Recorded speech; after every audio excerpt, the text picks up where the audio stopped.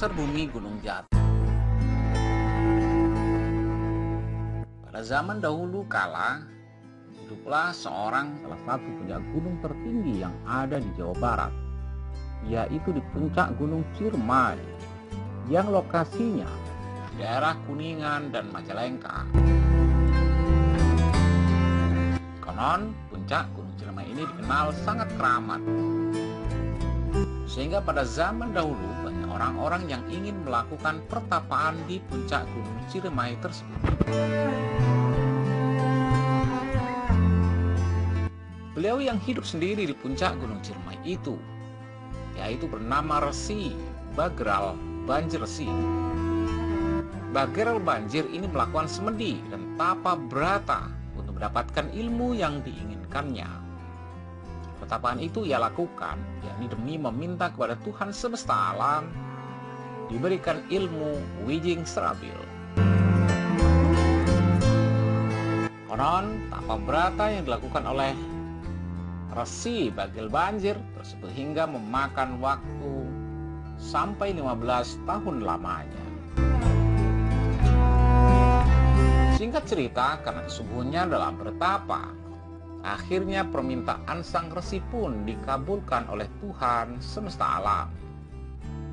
Dan ketika itu, ilmu itu masuk ke dalam tubuh Resi Bagral.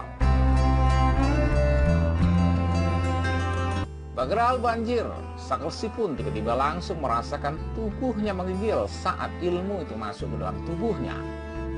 Merasa menggigil kedinginan dan akhirnya itu pingsan, tak sadarkan diri. Dan dalam keadaan pingsan tersebut, sang resi pun tidak menyadari bahwa Gunung Ciremai yang menjadi pertapaannya itu tiba-tiba meletus dan menyemburkan lahar panas. Letusan dahsyat tentunya dari Gunung Ciremai tersebut mengakibatkan puncak Gunung Ciremai itu ambrol terlepas dan terpental melesat jauh ke angkasa dan akhirnya jatuh ke lautan. Bersamaan dengan meletusnya Gunung Ciremai tersebut, tubuh sang resi Bagral Banjir pun akhirnya hilang tanpa bekas dan entah kemana.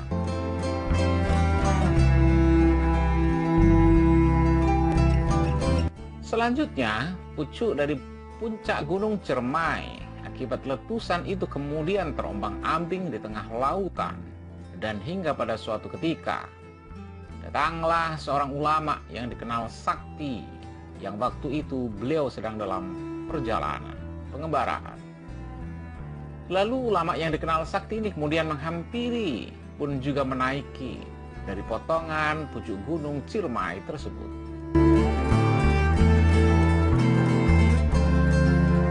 Diketahui ulama yang disebut-sebut merupakan ulama dengan kemampuan tingkat tinggi tersebut adalah dikenal dengan nama Syekh Datuk Kahfi.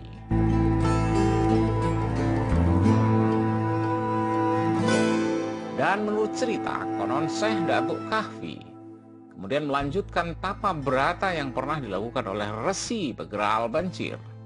Namun tentu ritual yang dilakukan sesuai dengan ajaran Islam. Diriwayatkan pula pada waktu itu puncak gunung yang semula terombang-ambing di tengah lautan, ketika dinaiki oleh Syekh Datuk Kahfi tiba-tiba mendadak menepi, diam dan berubah menjadi tanah dan menjadi daratan biasa. Kemudian di tempat yang sudah menjadi daratan tersebut, Syekh Datuk Kahfi mendirikan rumah atau gubuk untuk bermukim. Kegiatan yang dilakukan oleh Syekh Datuk Kahfi di tempat tersebut yaitu beribadah dan beribadah. Dan dalam menjalankan ibadahnya itu, Syekh Datuk Kahfi selalu berdoa munajat kepada Allah Subhanahu wa Ta'ala, yakni agar diberi petunjuk untuk kelancaran penyebaran ajaran Islam di Pulau Jawa. Dan pada suatu ketika, saat Syekh Datuk Kahfi tengah khusyuk dalam berdoa, tiba-tiba ia dikejutkan oleh suara tanpa wujud. Dan suara tanpa wujud itu sepertinya keluar dari pepohonan.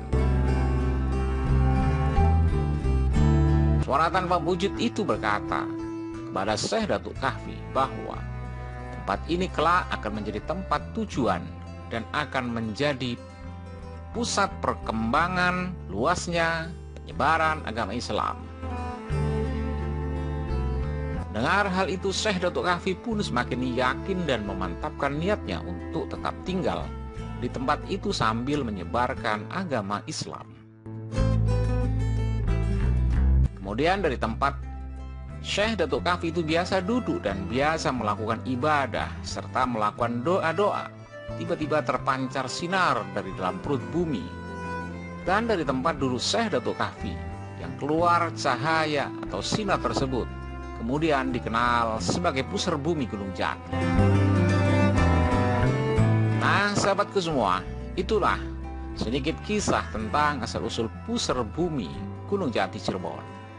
Semoga bermanfaat.